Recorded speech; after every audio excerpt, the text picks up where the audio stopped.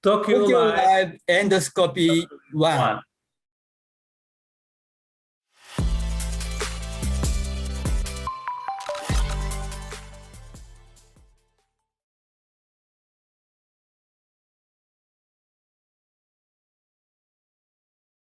Hi everyone, welcome to Tokyolive Endoscopy 1.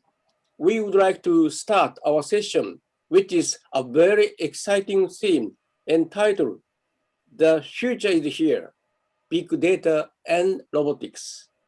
My name is Shao Tajiri from Tokyo, and the co-chair is Professor Thierry Ponchon from France. Now I would like to introduce our first speaker, Dr. Kiyohito Tanaka. Dr. Tanaka is working as a Chief Information Officer and Deputy of Hospital President in Kyoto, Second Red Cross Hospital in Kyoto. And also he serves as a clinical professor at the Kyoto Prefecture University of Medicine. Now he is a counselor of JGS and a board member of Global Standard 1 Japan. It's a very important mission. He will present today Japan Endoscopy Database, JED, how this will benefit all Japan endoscopists and patients. Please start, Dr. Tanaka. Thank you very much, Professor Tajiri, for your kindly introduce for me. I'd like to express great appreciation for inviting to this meeting, especially big thanks for Professor Haru Inoue, Chair of Tokyolive. Good afternoon, all participants. This is Kiyohito Tanaka from Kyoto Second Red Cross Hospital, Japan. This is an honor of mine to have a talk about one of my favorites, endoscopic database. I would like to share my presentation. Okay, so I would like to start my presentation. This is the agenda of my talk. First of all, I will talk about the background, why we started this project. How many endoscopic procedures are annually performed in Japan? The answer is from national database in Japan, more than 14 million procedures are done. Moreover, estimated number of the procedures as a screening program, a so-called checker, for EGD is around 1,400,000 per year. The number of the endoscopic procedures has increased every year since 2014. The increase in lower endoscopic and ELCP related procedures is particularly significant. How about the therapeutic procedures? Regarding gastric cancer, the number of the endoscopic therapy is almost the same as surgical therapy in 2014. And the therapeutic upper GI endoscopy cases has been increased year by year. And since then, the number of endoscopic procedures has been increased. And in recent years, it has completely surpassed the number of surgical procedures. And the number of endoscopic procedures, next slide is how about the therapeutic procedure?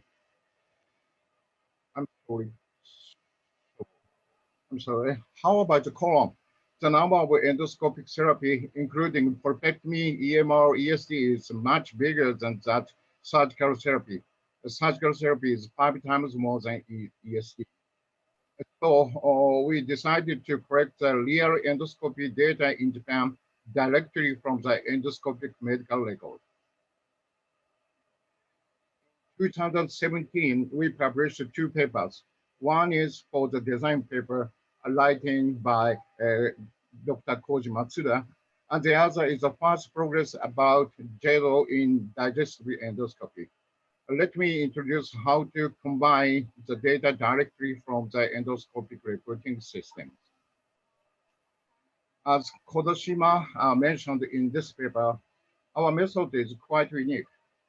At the beginning, we tried to collect the data from the different vendors.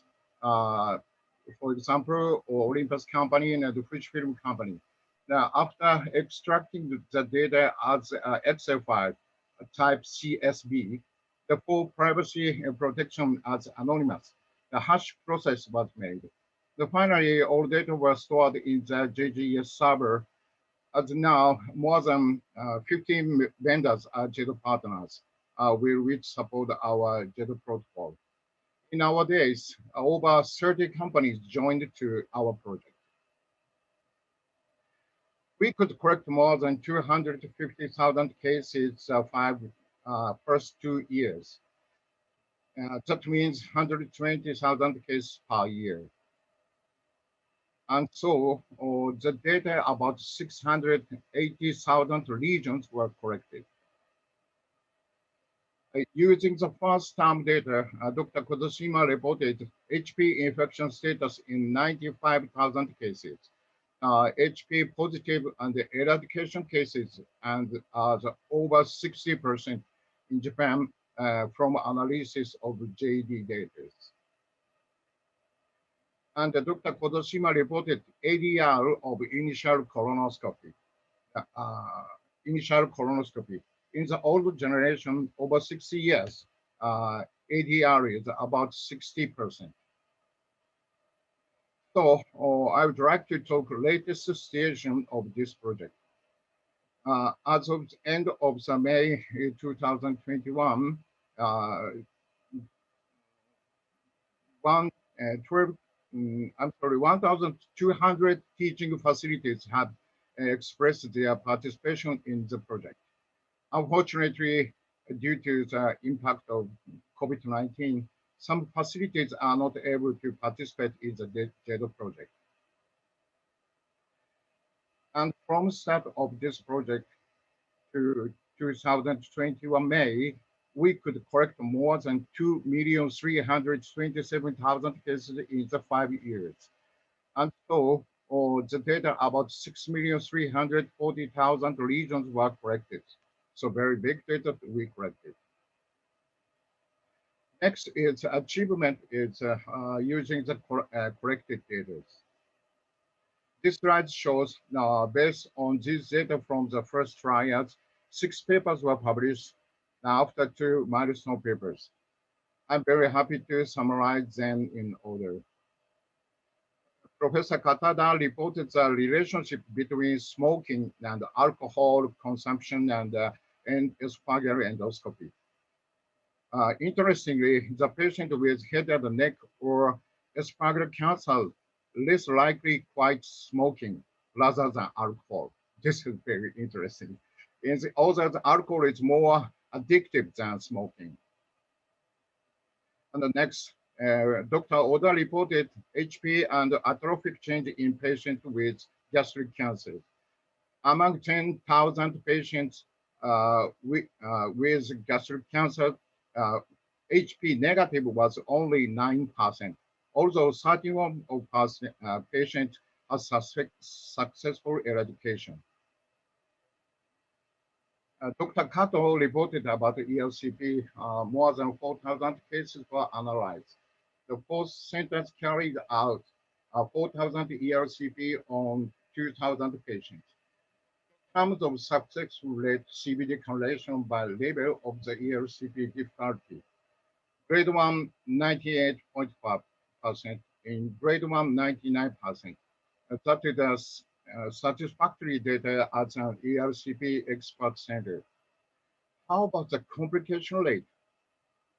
Depending on the CVD correlation style, 5.6% in contrast assisted, 76% in guide wire assisted, and 10% in crossover method. I'm sure this is a milestone for the complication rate in ELCP Japan. Dr. Nikula compares the PPV of all neoplasms, invasive and non-invasive colorectal cancers, and adenomas between drug users and non-users. All neoplasms included invasive and non-invasive colorectal cancer and adenomas. Analyzed 197 DOAC users and 196 non-users. and warfarin use 153, and so on. In the PPV, no significantly for all neoplasms. Invasion cancer, non-invasive cancer, or adenoma between the DOACUs and non-user groups. And Dr. Utsumi analyzed 50,000 polyps less than 60 mil in size. Interestingly, number of polyps increased at 3, 8, 10, 12, and 15 millimeters, and decreased at 4, 7, 9, 11, and 30 millimeters. These results suggest that the preference of specific numbers of endoscopies may cause a bias in Japan as well as in other countries, which must affect management strategy on observed breeds. Regarding colonoscopy, Professor Yutaka Saito analyzed 38,000 colonoscopy procedures. The majority of the reasons for procedures were screened, followed by fit positive abdominal symptom post-corrective surgery surveillance. The post-endoscopic treatment surveillance through pre-treatment examination and therapeutic purposes. In the screening groups, advanced cancer, early cancer, and adenoma were diagnosed endoscopically in only 2.1%, 1.3%, and 28.7% of cases, respectively, while the fit positive group, they are diagnosed in 2.5% and 1.9% and 41.6% of cases. Respectively, the incidence of the complications was 0.177% and 0.152% in the screening and fit positive groups. Respectively, that means fit positive is more important than screening in the term of the tumor detection. Regarding the complications, procedure-related complications in therapeutic procedures was 0.82%. That is 5.5 times as high as diagnostic procedure. That's a very interesting thing. Let me talk about widespread status. We are supposed to connect much more hospitals. However, COVID-19 virus is still interfering in our project. But we are sure we will win the coronavirus and we'll be able to the Olympic Games in Tokyo. I'm going to show you a couple of promising contents of JD. There are two spreads from JD. First is imaging JD, so-called artificial intelligence with endoscopic images. The second is integrated JD, that is a collaboration with radiology and pathology. This slide represents a relationship between the standard JEDO. Standard JEDO means just only text, and imaging JEDO and logistics JEDO. We will able to collect and analyze these data from multiple aspects. For example, if we can tag the text data to the imaging photo, we can make the atlas very easily. We can do that with pathological and radiological imaging as long as we can hook up the tag for diagnosis. Let me talk about AI trials from 2018.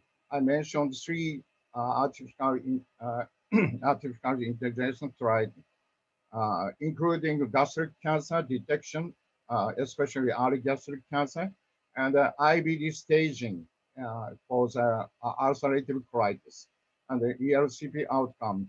These three projects are going so soon. So, in conclusion, first, JED project is definitely has provided some benefit to Japan and the world of the latest with 6 more papers. Second, JED project can be a very sophisticated platform from the future studies. Third, a future study including artificial intelligence are ongoing, which will provide more benefit. My favorite artist, Freddie Mercury, sings lyrics in the beginnings of the Bohemian Rhapsody. It's a real, it's a fantasy. Actually, when we started up the JEDO project in 2015, almost doctors said JEDO is just only dreams. JEDO is fantasy. But however, 5 years later from start, dreams come true. JEDO project now has some issue. JEDO project is not fantasy. JEDO project makes real life for Japanese endoscopies. My presentation, that's all. Thank you very much. Thank you very much for your stimulating and instructional lecture. In addition, I think JED registration is essential for the JJ's medical specialty system, and I believe it will become increasingly important in the future. I look forward to seeing that Dr. Tanaka will play an active role furthermore in the project, in this project. So, Professor Terry Ponsho, are there any comment or question to Dr. Kiyohito Tanaka?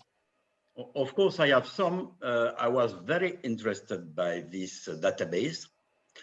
I think each country dreams to have such database, and I want to congratulate Japan for having organized this database. So this is no more dream.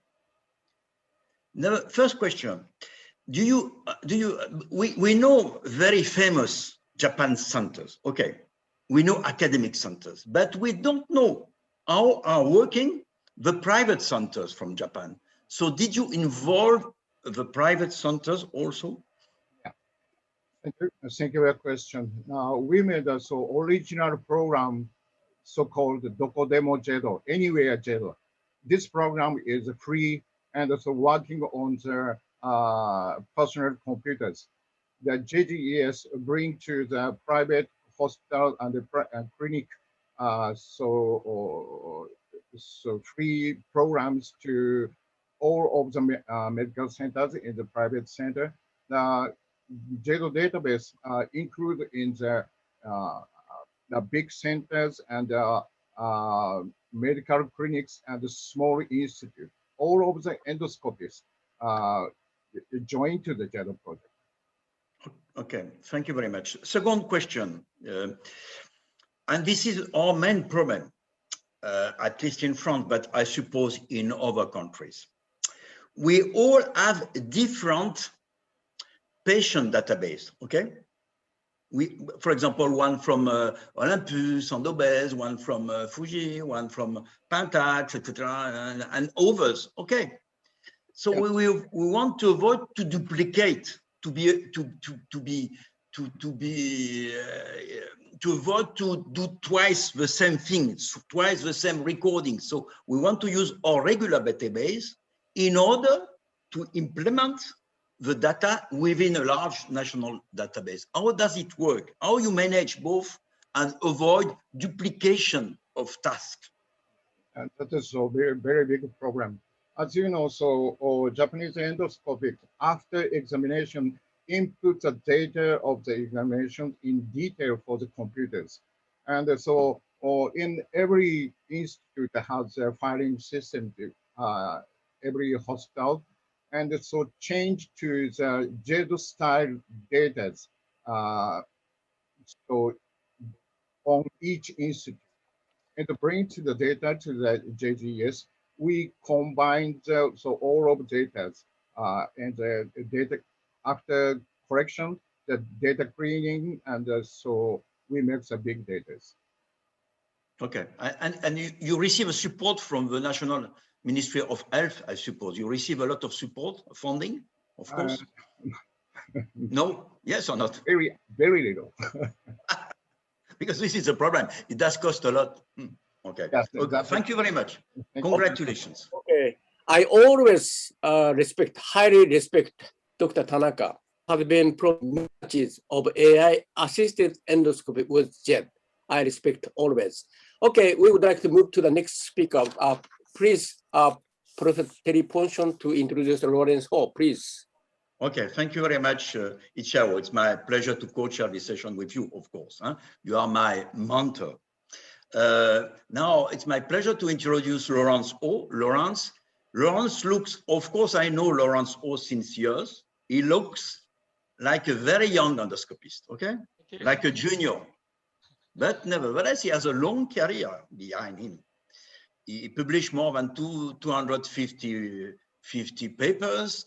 He was in charge of US ASEAN Society.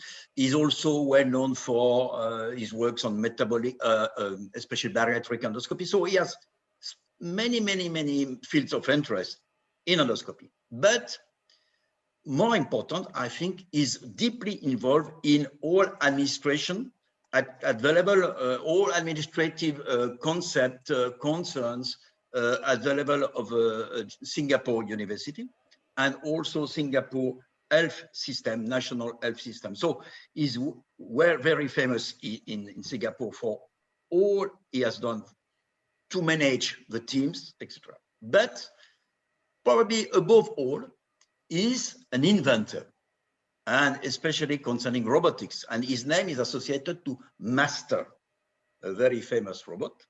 And he received several awards, including the Singapore President Technology Award. So he's famous in Singapore, but he's famous everywhere. So my pleasure is to ask Lawrence to speak about novel application of endoscopic robots. I will be pleased to listen to you, Lawrence.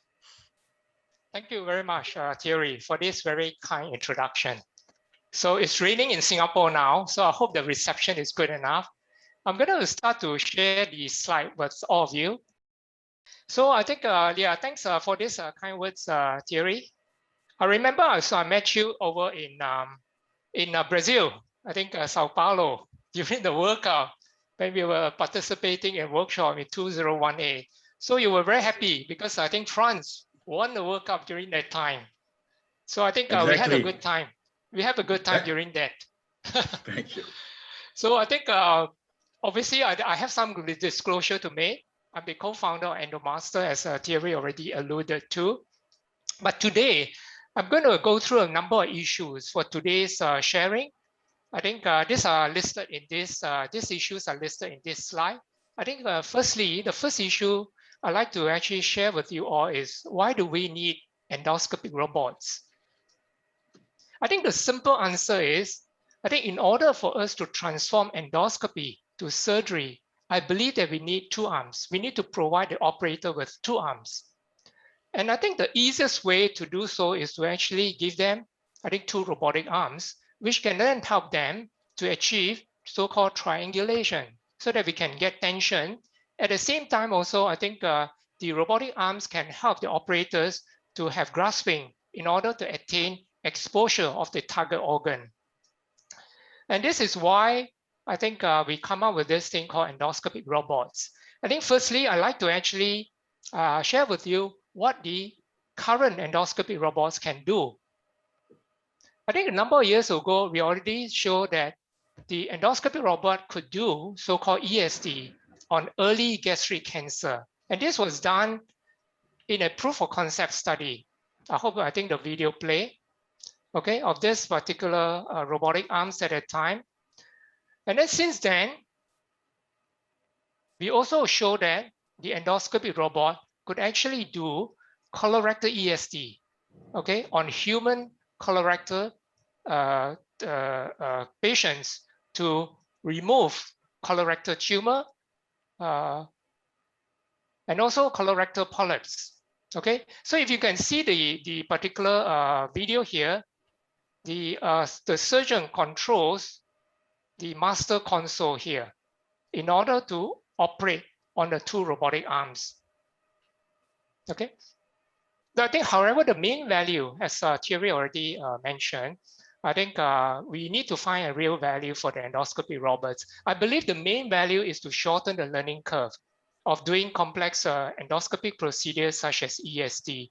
Because I think in reality, ESD can already be performed using the conventional method. So this is where I think a shortening learning curve is probably its main value.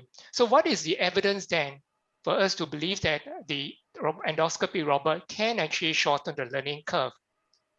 So I think a number of years ago, we conducted a study to show that the learning curve in doing the gastric ESD is actually shortened by the endoscopy robot. This study was performed on an ex vivo gastric model. Prof. Tajiri was there at the time of the study as well. I think he remembers. So this video just shows a novice, I think was able to complete the ESD after just very minimal training, just before the procedure. So I think with the thing, we published the results and concluded that the endoscopy robot was able to help non-endoscopy to complete the gastric ESD.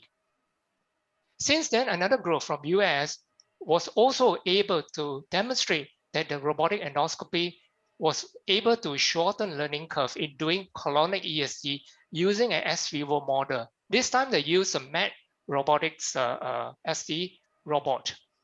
And this slide shows the findings from that study. If you just focus upon this particular column, you can see that only half of the so-called inexperienced endoscopists were able to complete the ESD procedure using the conventional method. But in contrast, when this an inexperienced endoscopy used a robotic platform, they were able to complete the resection. And furthermore, if you look at the procedure time, again, I think the procedure time was much shorter using the robotic procedure method compared with the conventional method. And this is why the authors concluded that in novices, the robotic ESD was more effective in obtaining an en-bloc resection and with shorter times. So, but in reality, I think just with this value of shortening the learning curve alone, I believe is not sufficient for us to want to adopt the robotics in endoscopy. So this is where I believe that we need to demonstrate, we need to find more clinical applications in order for us to encourage wider adoption of robotics in endoscopy. So that brings me to the next section of this talk, which is on the novel applications of endoscopic robots. I'm going to share with you a few of what I think are the potential applications of endoscopic robot. Firstly, endoscopic suturing. So we came up with this endoscopic robotic suturing device prototype, which is shown here. And then with this particular endoscopic robotic suturing device, we managed to conduct an animal study to demonstrate how the suturing device could be used to help us to close a simulated perforation. So I'm going to play this video and hopefully it will play. And then after that, I'm going to explain a bit.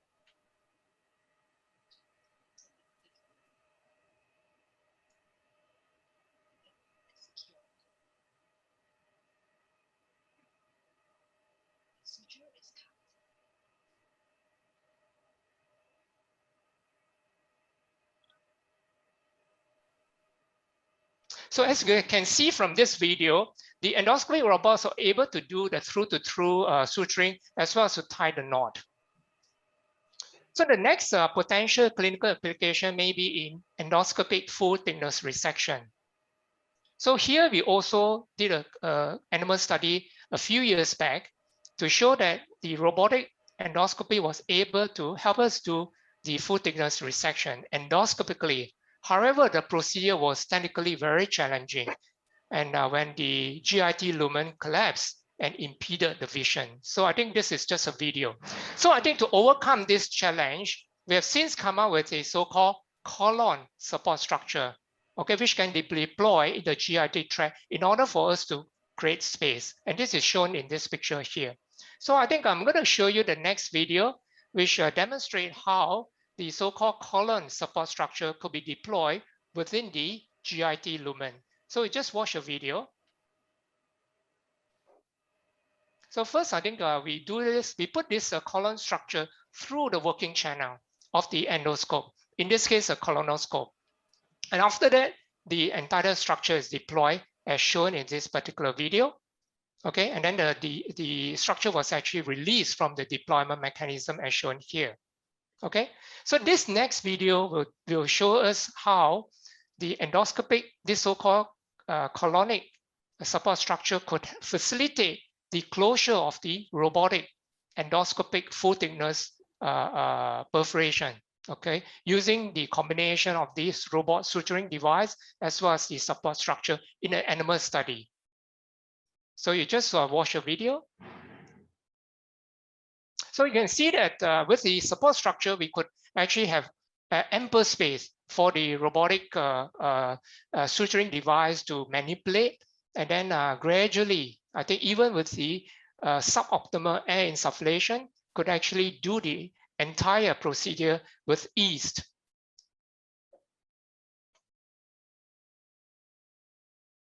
So I think last thing I'd like to actually share with you all on the last application of endoscopic robot, which I think people would already guess is nodes.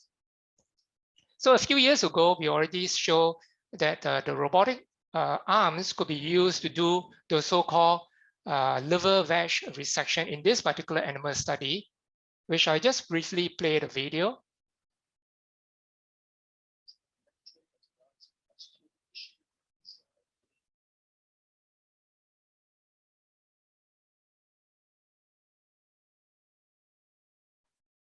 Okay, since then, we also use the particular robotic endoscopic platform to actually do so-called nodes appendectomy and demonstrate the potential impact of the endoscopic robot in doing triangulation and rotation. Okay, so if you look at this particular video, you can see that with the two arms able to do triangulation and rotation, the learning curve for doing the nodes appendectomy is much shorter.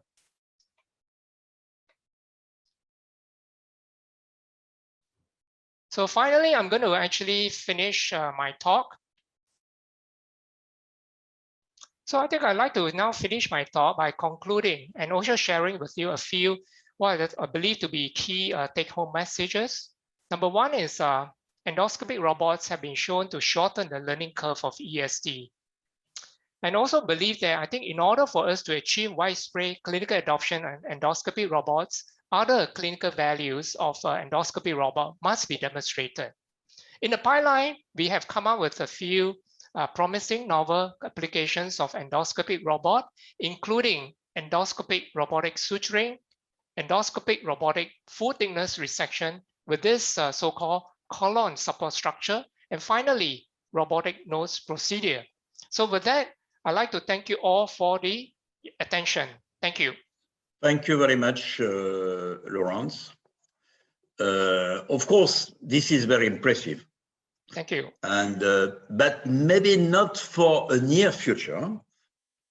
I'm sure maybe in several years, robotic endoscopy will be the gold standard for some applications. Maybe it's a little too early, okay, but I congratulate you to invent, to innovate in this field. So maybe Professor Tajiri wants to take the floor, and I have 2 or 3 questions for you later. Okay, thank you very much for your thought-provoking lecture. Professor Lawrence Ho, my question is, what do you think about the limitation of current robotic endoscope? So far, we have discussed on ways to reduce cost in the robotic system and to make it easier to implement commercially. How about the limitation of robot endoscopy now? I think there's still some limitation because I think despite the shortened learning curve, it's still something that we have to get used to. And number one is we do need 2 people to operate. Okay, as you appreciate, there's a master and then the endoscopy. So there may pose some limitation if you don't have 2 slightly experienced person. That's number one. Secondly, I think the system does need a bigger space in order for us to operate. So I think the system is almost a hybrid between endoscopy and surgery. So I think in some cases, you need a sort of a hybrid endoscopy room. And thirdly, I think you do need the procedure to be done under general anesthesia. So in other words, I think we have to rewire our mindset to think that I think for people who wants to do endoscopy robot, we have to actually say that this will be a semi-surgery. Okay, thank you very much. Thank you. Okay, so Lawrence, first question concerning ESD. Okay, there was this study which demonstrates that you go faster and you are more effective using a robot. Okay, at least for beginners. Oh? Nevertheless, a robot is has not only two arms. Okay, of course, the principle is that in comparison, you have one arm usually, then you have two arms. But more important for me, a robot is a platform. Okay, so you stay stable. Okay, in front of a target. In comparison, using a regular endoscope, when you perform an ESD, you turn around, you dance with the lesion. You see the point? Yes, and you are absolutely correct. Very good. And that's why I think, okay, I understand the, okay, I of course, maybe in the future, the robot will be fantastic. But so far, the limitation for me is that the robot is too stable and too rigid in a sense. And you need to approach from the other side, etc. So can you comment on this point? Yeah, I think in some ways it's I think the space you operate will be quite stable. Okay, you do have to limit the space, what we call the scope of freedom. Your freedom space is limited into one particular space. But I think in the other sense is I think it's not that rigid as you think, because I think I show you the video on the colorectal ESD done by the endoscopy robot. We could actually go all the way to the cecum. That particular tumor was in the proximal transverse colon. So I think once you deliver the particular system to the target, okay, you could then actually fix it to be quite stable. So in reality, there is a case as well. That is where, if you think about surgery, it's very focused to one particular spot. It's a very different from, I think, doing endoscopy. You also focus on one particular spot. Okay. So I think we have to get used to that concept. Okay, thank you very much for this this explanation. Concerning the surgical robot, okay, they are now available and they are used more or less everywhere. At least in France, several centers are very happy because the assistance is excellent, is never exhausted, okay, in comparison to a human. And also you can have different approaches which are sometimes impossible without a robot, okay? And so the surgeons are quite happy. It seems more difficult to develop robot with flexible endoscope. So when do you think I will get a robot myself, or myself? No, maybe I will be retired, but my young colleagues, when they will get a robot, when it will be commercially available? No, not I think tomorrow. Okay, it's certainly not tomorrow. I believe that it won't be too long, because once we can get into the market, I think it's up to the endoscopies to find the appropriate clinical applications. Okay, it's similar to the thing is, I think if you look at the current, you mentioned very nicely about surgical robots, the current, the current laparoscopic robots. Okay, you know that it took them, I think, more than 30 years, 20 to 30 years. It's a long journey for those people who pioneered the thing. It took them a long time to develop it first, and then to be adopted. It took them another maybe more than 10 years. So I think to me is I think the important point is, if we believe that there is a need, I think we have to leave the market and then leave the users. I think it may, I'm sure you are still quite young. You'll still you'll still be. Tajiri is young, not me. Huh? So I'm sure, I think we have to find a way, if we believe that this is the concept. Of course, it's not going to be applied to every procedure, as I mentioned before, similar to surgical robots. But I'm sure there are certain procedures which will benefit from the endoscopy robots. I look forward to I think, people using it. Okay, but I'm also sure that there is a future, of course. The endoscopy will be robotic in the future, but we don't know when, of course, and Sure. I understand that it takes time. And Yeah. of course, economical concerns are also very important. So thank you very much. Thank you very much. Thanks a lot, Continue Jerry. continue to innovate. We will. And We continue will. to invent. We Okay. believe the And, future. we need you. Thank you. Maybe Professor Tajiri, you want to say one word, and I will conclude. Yeah, Professor Terry Ponson, you will conclude, please. Okay, thank you very much. So I think we had a great session and on two different fields, but nevertheless, they does concern research. First one, clinical research. And we had an excellent presentation by Dr. Tanaka concerning this fantastic Japan endoscopy database. Okay, and I was very interested to see how many studies now have been organized and published thanks to this database. And any database such like this one is the basis for prospective clinical research. And congratulations to our Japanese colleagues. Now, experimental research is also very important to produce new technology and to make endoscopy great.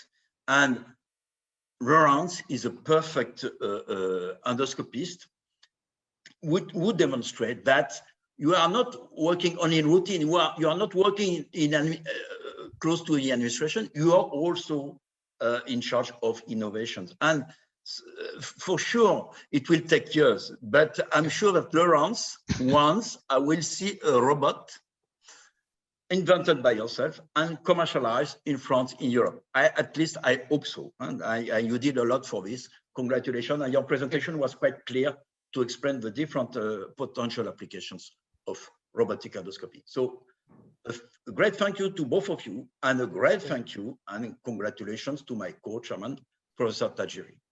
Thank you. Thank you.